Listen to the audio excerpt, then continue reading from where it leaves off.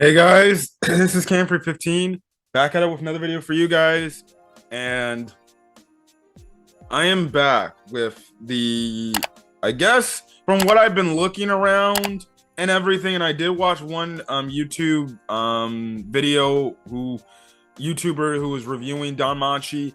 Apparently, I'm guessing this is the end of the first half of season 4. I'm guessing this is a split two core, and apparently it's going to be coming on later next year. The back half of this arc is going to be coming next year, which, man, what a way to end off this show. Now, mind you, I didn't know that that Danmachi season 4 was a split core. I did not know that. I thought it was like, oh, this could be the end, and then we might get a season 5 announcement. Oh no, the way this freaking show ended, and when I was looking on the episode, I'm like, whoa, wait a second. Bell's barely defeated this creature, the Juggernaut, and the episode's almost finished. And then you see the freaking climax of where Wealth, Lily, and the others with the position they're in right now, and I'm like, wait, this is the end of the legitimate episode.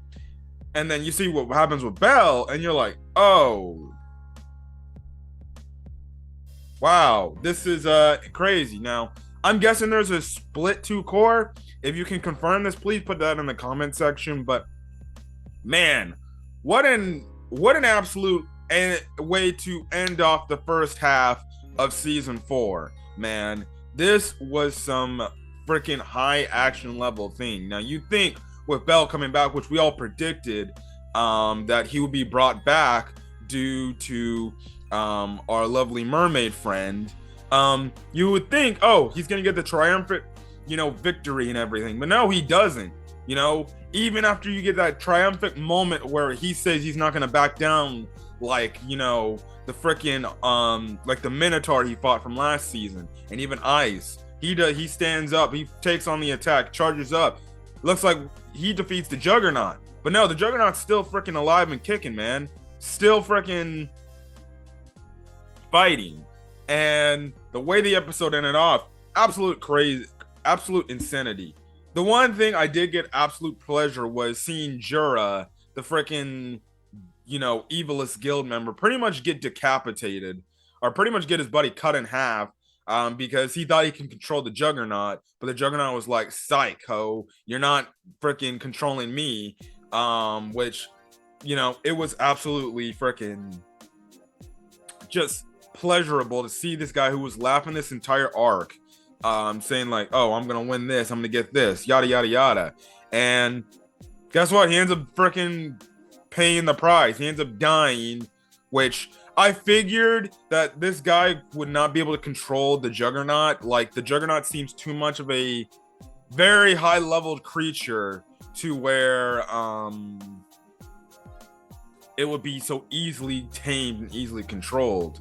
But the fight between part 2, but the fight between Bell and the Juggernaut, it was visually stunning just to see that this time Bell kind of changed his game. We see that he was still alive when Ryu started to get over there to him, because the Goliath scarf pretty much protected him and protected him from getting his head almost damn near decapitated. So guess what? He puts that on his freaking wrist, on his pretty much his arm, and he's using it as a shield, as a way to fight back with a shield, at the same time having his pretty much his weapon in his hand to fight back. But even then, you see, he still gets pretty much badly cut and beat up and everything. And by the time we get to the end of the episode, he's all exhausted, beaten, bloodied up. And at this point, we don't know what the hell is going to happen with him. It also doesn't help the fact that Ryu, she's also took some shots. She was holding her own, but pretty much in order to protect the one guy, which that was absolute craziness. The one at high level adventurer right there, she had to take some pretty much getting, impaled and everything just to protect the guy. And it's just crazy that this one creature, man, took out this much high level adventurers. Like, you see the thing where they all charge up their freaking magic attacks, Juggernaut reflects it. Dude's only one, that one leader guy is the only one standing out of everything in this whole situation. while everybody else burnt damn near to a crisp like they're chicken nuggets, man. And I'm like, holy shit, this is getting crazy. He's probably the only one that's gonna get out of this situation fairly alive when he probably should have died. So yeah, it's just absolute craziness, man.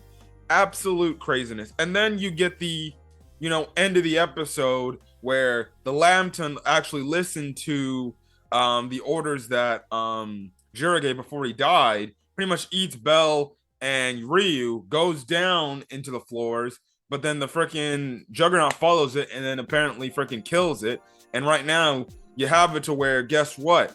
Our other party group, well, guess what? Things happen where another earthquake starts happening within the dungeon. Next thing you know, pretty much this boss floor, this freaking Hydra-like creature and underwater, this Hydra-like creature from the underwater, this crystal dragon Hydra thing, right now is about to confront, Welf and the others. They look like they're in some damn trouble. Cassandra's like, oh shit, I thought it was over, but maybe this was what I was freaking having my premonitions about. And then in the meantime, you have it where you have the episode in the post-credit scene for the ending off the first part of the season, where guess what? Now Bell, he's in a whole heap of fucking trouble, because one, he doesn't know where the Juggernaut is right now, and two, we just find out, oh shit, man, when he was having his little, dungeon go through with Miss Ina, well, Miss Ina said, well, yeah, there's this one floor on the 37th floor where if you just see straight, because there's different dimensions how the dungeons look.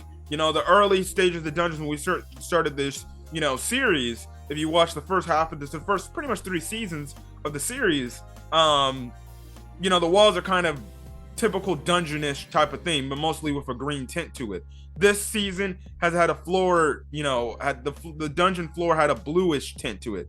Now, in this whole discussion with Miss Ina, we had Belle had at some point before they went on their expedition, she said, yeah, if you get to this area where there's like whitish, where the dungeon floors are white and everything, that's the 37th floor and everything, and that's kind of the lower floors. But they call people they call that place the White Palace.